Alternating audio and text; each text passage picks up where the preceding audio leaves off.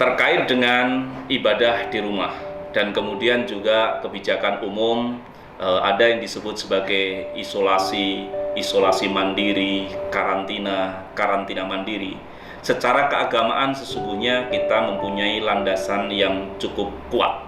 Misalnya di dalam ibadah di rumah, masyhur di kalangan umat Islam adalah ketika ada hujan lebat, maka tidak diwajibkan, tidak diharuskan orang untuk sholat wajib di masjid. Bahkan Nabi memerintahkan muadzin untuk merubah atau mengubah lafaz azan yang mestinya hayya 'alas shalah menjadi as-shalatu fi buyutikum. Itu hujan. Nah, sekarang ini wabah. Dulu ketika zaman Nabi ada berkembang satu wabah, dan kemudian di dalam hadis Bukhari, Nabi menjelaskan untuk jangan memandang terus-menerus kepada orang yang sedang kena penyakit.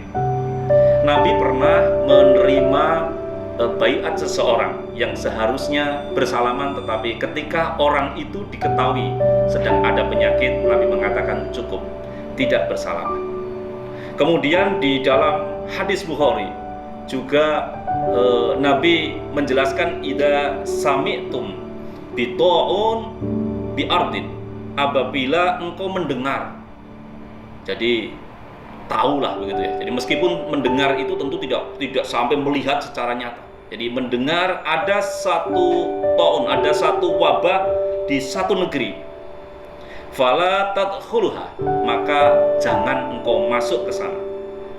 Wa idza waqa'a bi ardin, dan ketika engkau justru yang berada di tempat yang ada wabah itu, wa antum biha, engkau ada di dalam negeri itu, fala tahruju minha, maka kamu jangan keluar dari situ.